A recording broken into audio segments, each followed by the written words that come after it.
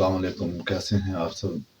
मेरा नाम मोहम्मद जाहिद इकबाल और हमारे चैनल का नेम भी मोहम्मद जाहिद इकबाल है। हमारे चैनल को सब्सक्राइब और बेल आइकॉन को क्लिक कर दें ताकि जो इंफॉर्मेशन वीडियोस होती हैं आपकी तरफ पहुंच सकें।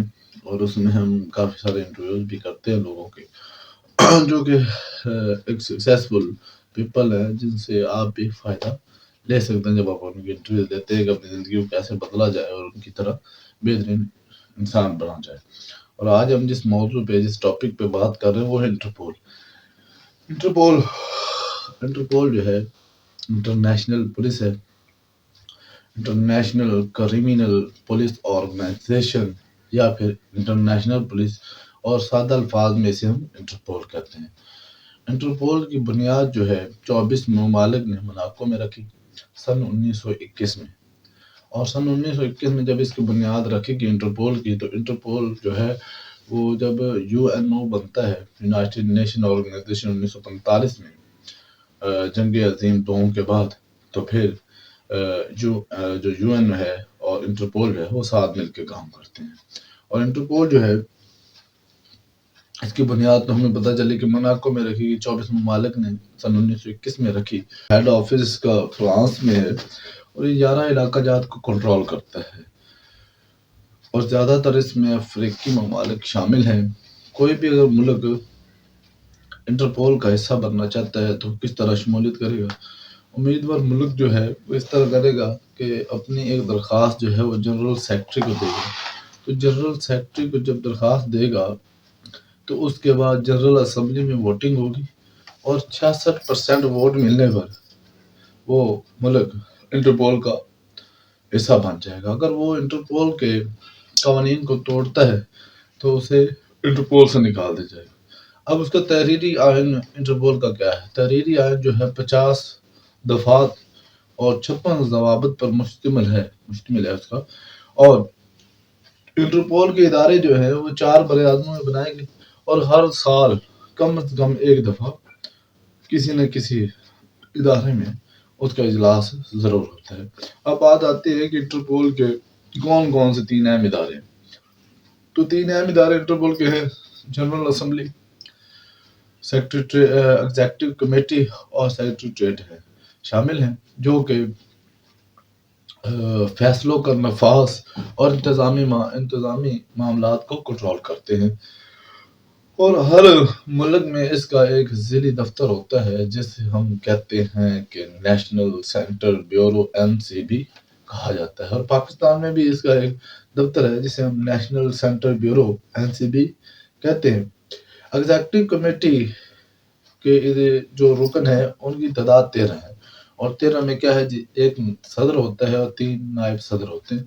सदर को 4 साल के लिए मुंतखब किया जाता है और जो नायब सदर है उनको 3-3 साल के लिए मुंतखब किया जाता है। अब बात आती है कि कैसे एक मुजरिम अगर जुर्म करता है पाकिस्तान में और अमेरिका चला जाता है तो उसे हम कैसे पकड़ेंगे।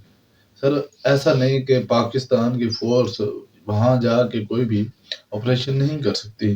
तो इसके लिए क्या होगा कि पाकिस्तान की जो नेशनल सेंटर ब्यूरो है वो इंटरपोल के हेड ऑफिस फ्रांस में रब्ता करेगी, दरख्वास्त देगी।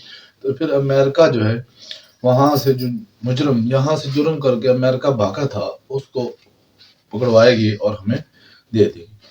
तो ये काम करती है इंटरपोल कि कोई भी मुजरिम एक मुल्क से दूसरे मुल्क नहीं जा सकता जुर्म करके।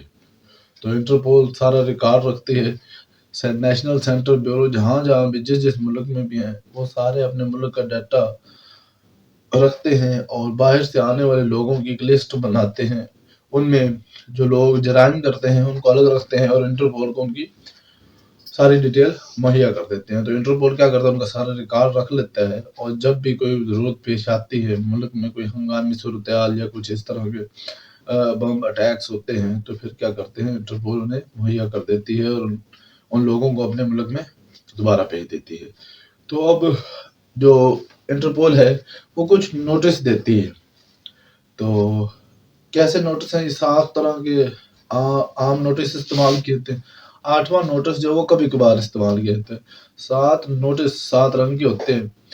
कौन से, रेड, ब्लैक, सफेद, इस तरह के वो کرتے ہیں نوٹس، اور پاکستان کے جو آصف علی زرداری صاحب ہیں اور بے نظیر بھٹو صاحب، ان کے لیے بھی ایک انہوں نے جو ریڈ وارنٹ ہے وہ نکالا تھا، نوٹس دیا گیا تھا، وہ کوئی ایسا نہیں تھا کہ انہیں گرفتار کر لیا جائے، وہ عام ہوتا ہے، دے دیا جاتا ہے کہ آپ جو ہے نا یہ جرائم کرتے ہیں۔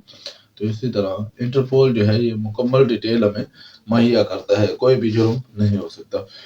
تو باقی انشاءاللہ ہمارے چینل کو سبسکرائب کریں، نیم زاہد اقبال ہی ہے چینل کا نیم، اور اسے سبسکرائب کریں، بیل آئیکن کو کلک کریں، اور اسی مزید ویڈیو دیکھنے کے لیے اسے لائک اور شیئر کر دیں تاکہ آپ کی طرف ایسی ویڈیوز پہنچتی رہیں۔ نیوز سے ریلیٹڈ ہم انٹرویوز بھی کرتے ہیں تاکہ آپ کو اس میں مزید پتہ چلے کہ ایک کس طرح ایک عام شخص نے اپنی زندگی کو ایک بہترین زندگی کی طرف گامزن کیا۔